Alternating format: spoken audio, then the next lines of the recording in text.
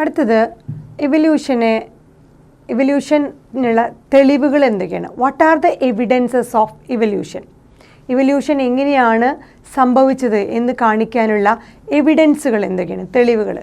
പല തെളിവുകളും ഇവല്യൂഷൻ നടന്നിട്ടുണ്ട്. എങ്ങനെയാണ് ഇവല്യൂഷൻ നടന്നതിനുള്ള തെളിവുണ്ട്. ആ ഡിഫറെൻറ്റ് ഏരിയകളാണ് ഇവിടെ കൊടുത്തേക്കുന്നത്. ഒന്ന് പാലിയൻറ്റോളജിക്കൽ എവിഡൻസ്. പല ഏരിയയിൽ നിന്ന് പല എവിഡൻസുകൾ കിട്ടിയിട്ടുണ്ട് എങ്ങനെയാണ് ഇവല്യൂഷൻ നടന്നതിന്.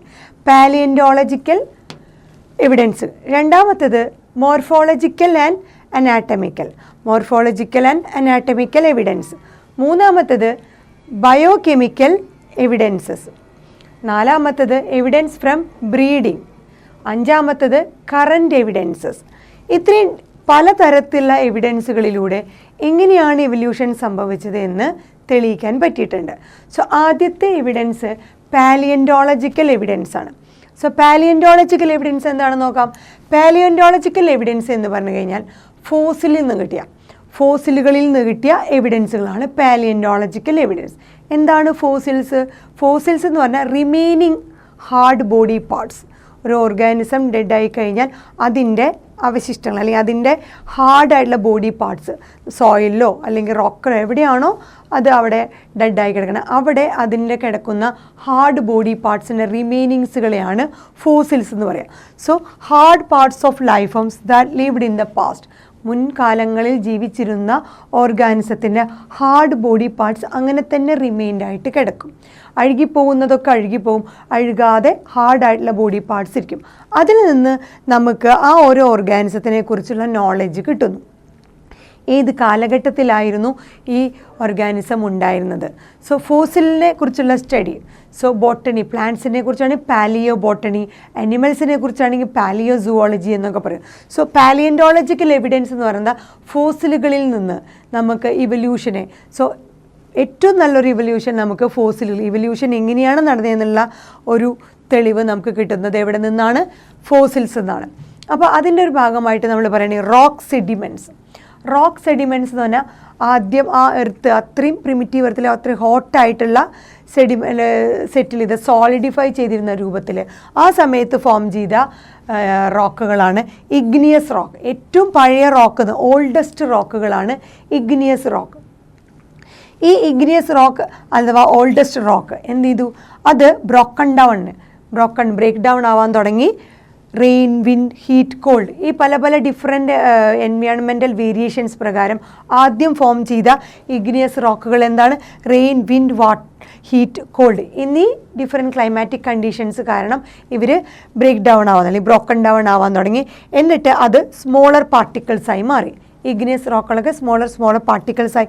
ഈ സ്മോളർ പാർട്ടിക്കിൾസിനെ ക്യാരി ചെയ്തു വാട്ടർ അല്ലെങ്കിൽ ഡിഫറെൻ്റ് ആയിട്ടുള്ള ഏജൻസുകൾ ഈ സ്മോളർ പാർട്ടിക്കിൾസിനെ ക്യാരി ചെയ്ത് സെറ്റിൽ ഡൗൺ ചെയ്യുന്നു. അത് ലേക്കോ സീയോ പോലെയുള്ള അവിടെ ഈ പറഞ്ഞ സ്മോളർ ഇഗ്നിയസ് റോക്കിൻ്റെ സ്മോളർ പാർട്ടിക്കിൾസിനെ സെറ്റിൽ ഡൗൺ ചെയ്യുന്നു.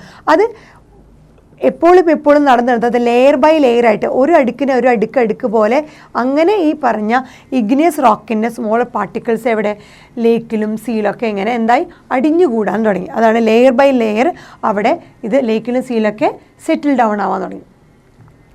അവിടെയുള്ള ആ ഓർഗാനിസംസ്, ഏതെങ്കിലും ഓർഗാനിസം ആ കാലഘട്ടത്തിൽ ഉണ്ടായിരുന്നെങ്കിൽ അവിടെയുള്ള ഓർഗാനിസത്തിൻ്റെ ഹാർഡ് ബോഡി പാർട്സുകൾ അവിടെ ഫോസിൽസ് ആയിട്ട് നമുക്ക് എവിഡൻസ് കാണിക്കുന്നു. So contain fossils of various life forms. അവിടെ നിന്ന് ഒരുപാട് ഡിഫറെൻ്റ് ആയിട്ടുള്ള ലൈഫ് ഫോംസിൻ്റെ ഫോസിൽസ് നമുക്ക് കിട്ടി. എവിടെ നിന്ന്? ഈ റോക്ക് സെഡിമെൻറ്റുകളിൽ നിന്ന്. സോ സെഡിമെൻ്ററി റോക്കുകളിൽ നിന്ന് കിട്ടിയ ആ ഫോസിലിൽ ഒരുപാട് ലൈഫ് ഫോംസിനെ കുറിച്ച് അറിയാൻ പറ്റി. So early period few fossils, ആദ്യം പീരീഡുകൾ ഉണ്ടായിരുന്നാലും നമുക്ക് കുറച്ച് ഫോസിൽസ് ഉണ്ടായിരുന്നുള്ളൂ. പിന്നീട് ആ ഫോസിൽസിൻ്റെ എണ്ണം, ബിക്കോസ് ആദ്യം ഉള്ള ഓർഗാനിസംസ് എത്രയുണ്ടായിരുന്നു അതിൻ്റെ ഹാർഡ് ബോഡി പാർട്സ്, പിന്നെ ഉണ്ടാവുന്നത് അതിൻ്റെ അടുത്ത ലെയർ, പിന്നെ ഓർഗാനിസംസ് ഡെഡ് ആവും. അപ്പോൾ ഇങ്ങനെ ലെയർ ബൈ ലെയർ നമുക്ക് വേരിയസ് ലൈഫ് ഫോംസ്, ആ കാലഘട്ടങ്ങളിൽ ഉണ്ടായിരുന്ന ലൈഫ് ഫോംസിനെ കുറിച്ചുള്ള ഒരു അറിവ് നമുക്ക് കിട്ടുന്നു. ഏതിലൂടെ? ഫോസിൽ സ്റ്റഡിയിലൂടെ. സോ ഫോസിൽ എന്ന് പറഞ്ഞാൽ വലിയൊരു എവിഡൻസ് ആണ്. അതാണ് നമ്മൾ പറയുന്ന പാലിയൻറ്റോളജിക്കൽ എവിഡൻസ്. ഇനി പറയുന്ന life appeared in the sea as simple forms.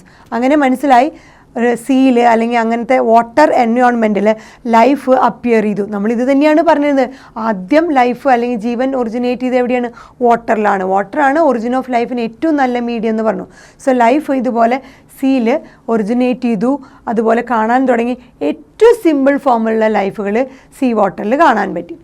And distribution, ഈ പറഞ്ഞ ലൈഫ് ഫോംസുകളുടെ ഡിസ്ട്രിബ്യൂഷൻ ഇവിടെ തന്നെ layer by layer.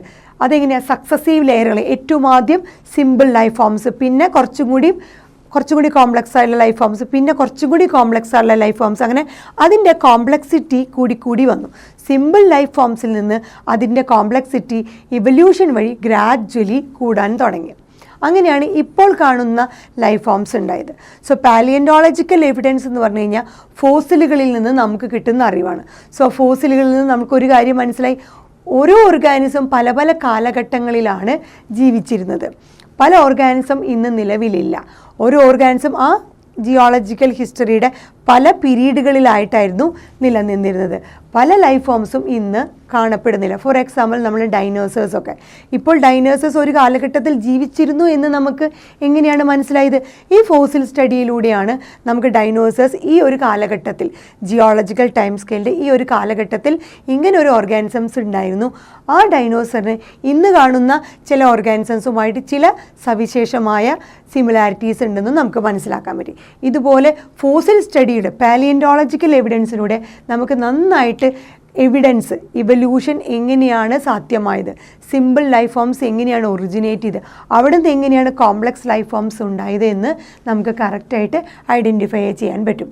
So paleontological evidence എന്തിനുള്ളതാണ്? It is an evidence for evolution.